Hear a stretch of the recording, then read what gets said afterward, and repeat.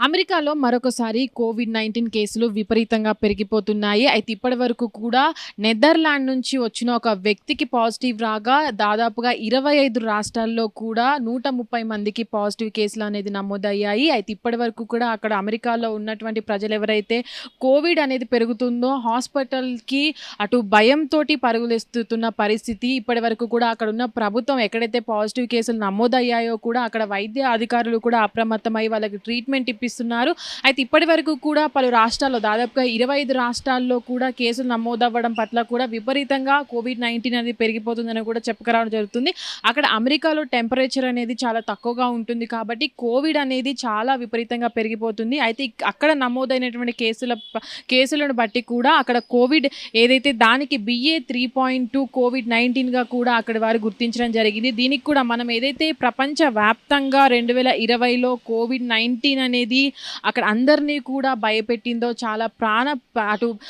చాలా మంది కూడా ప్రాణాలని కోల్పోయారో అలాంటి కోవిడ్-19 ఇప్పుడు అమెరికాలో ఇంత విస్తృతంగా వ్యాపించడం అనేది దాదాపుగా 25 రాష్ట్రాల్లో కూడా 130 మందికి కూడా కేసులు పాజిటివ్‌గా నమోదవ్వడం పట్ల కూడా అక్కడ ప్రభుత్వం అప్రమత్తమైందనే చెప్పుకోవచ్చు. అయితే ఇప్పటివరకు కూడా అక్కడ ఉన్నటువంటి ప్రభుత్వం ఏదైతే ఉందో పలు చర్యలు తీసుకుంటుంది. ఎవరికైతే కోవిడ్ పాజిటివ్ వచ్చిందో వాళ్ళంతా కూడా ఇప్పటివరకు నమోదైనటువంటి కేసులకు కూడా ట్రీట్మెంట్ చేస్తున్నారు. అక్కడ ఉన్నటువంటి అధికారులను కూడా అప్రమత్తం చేస్తున్నారు. ప్రస్తుతానికి కూడా ఏవైతే అమెరికాలో ఇప్పటివరకు కూడా చాలా ఏళ్ల తర్వాత అంటే 2020లో నమోదైనటువంటి కోవిడ్-19 పాజిటివ్ కేసులను కూడా అప్పుడు కోవిడ్ వ్యాక్సిన్ ఏవైతే తీసుకొచ్చారో వాటన్నిటిని కూడా జాగ్రత్తగా అంటే అప్పుడు నమోదైనటువంటి కేసులు అప్పుడు కోవిడ్-19 సృష్టించినటువంటి ఏదైతే అవి ఉందో దాన్ని కూడా దృష్టిలో పెట్టుకొని అన్ని దేశాలు కూడా అప్రమత్తమై దాని తర్వాత వ్యాక్సిన్‌లను కూడా తయారు చేయడం జరిగింది.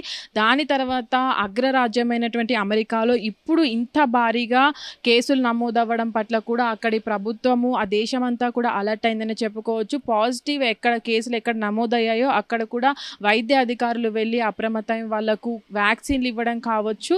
వాళ్ళని అటు మనం చూసినట్లయితే కోవిడ్-19 వచ్చిన సందర్భంలో కూడా చాలామంది ఒక దేశం నుంచి మరొక దేశానికి వెళ్ళలేకుండా వీలుగా అన్ని దేశాలు కూడా పకడ్బందీగా ఉన్నాయి.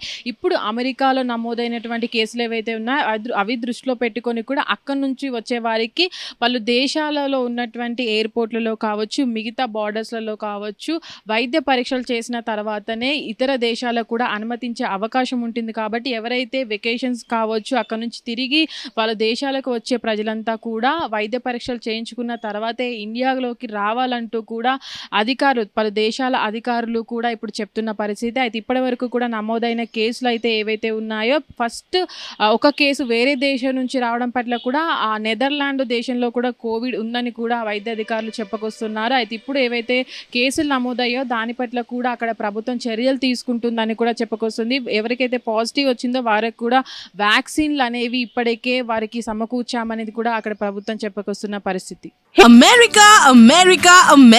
అమెరికాలో చదవాలనుకునే వాళ్ళకి విశ్వసనీయమైన పేరు మన శౌర్య consultancy. UKలో 1 year masters, 2 years work permit up to 5 years visa. Contact Saurya Consultancy. Contact 89851 8984.